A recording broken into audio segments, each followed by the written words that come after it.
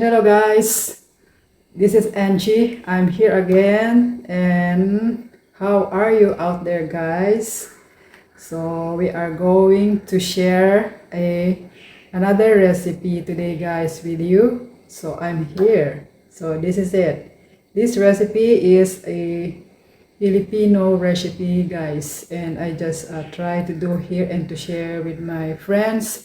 So this is a in Filipino or Tagalog called ginataan na manok, or chicken cooked in coconut milk. So here are the ingredients, and inside this video you can see the step, the way I doing the or making the recipe guys.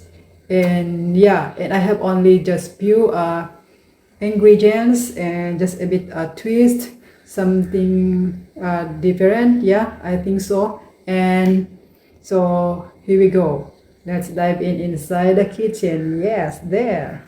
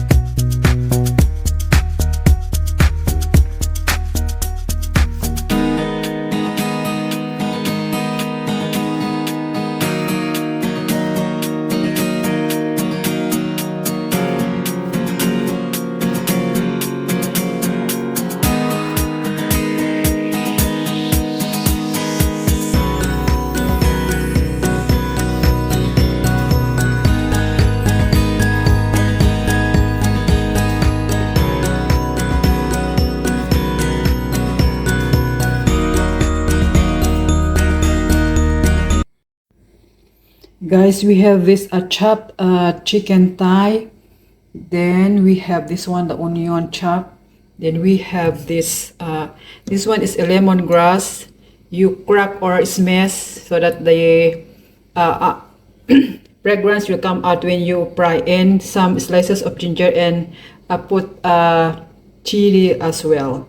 But no need to mince this one. And this one I'm using coconut milk, just one pack or equivalent to 100 ml.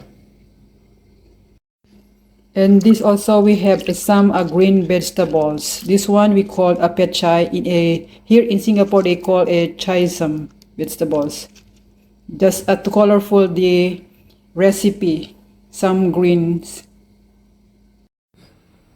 So here guys, we put the pot on the gas, and inside I put some or 1 tablespoon of cooking oil, and then check if it's hot, and then we can throw in the lemongrass first. Need to stir fry, and even the slices of ginger put together, then give a stir so the aroma comes out guys. Then next the onion, throw in all, and then it is here. Even onion comes out also the fragrance. Once the onion is a little bit cooked, so next we need to add this chopped chicken.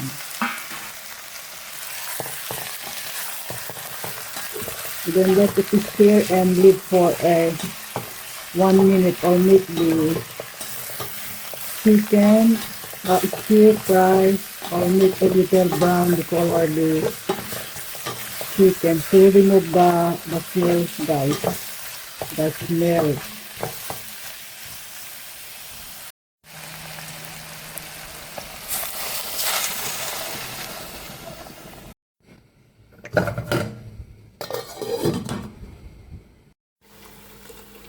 So here we go, guys. While waiting the chicken to cook, but just a half cook, and then so I need to wash first this one, green vegetables, green leaves to add to make something color the recipe, guys.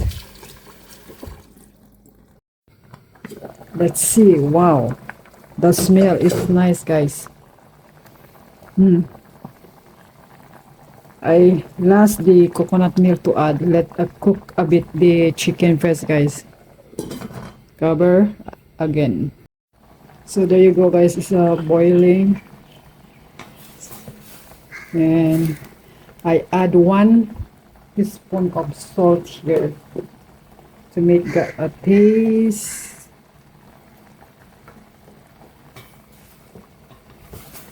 Then it's time to add the coconut milk.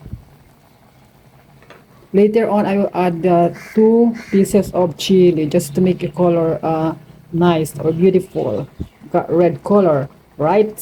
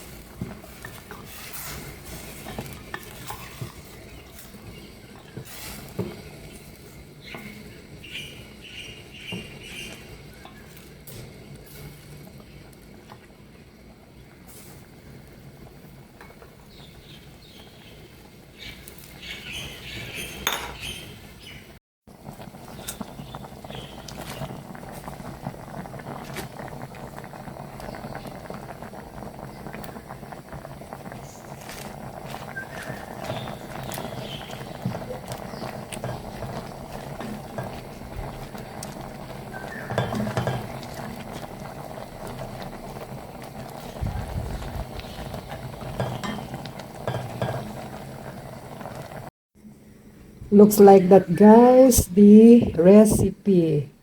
There you go. It's done already. So this is now the recipe, guys. The chicken with coconut milk, or chicken cooked in coconut milk, or ginataan na manok. That's it, guys. So yummy. Yum, yum, yum, yum. So just like that, guys. A simple recipe.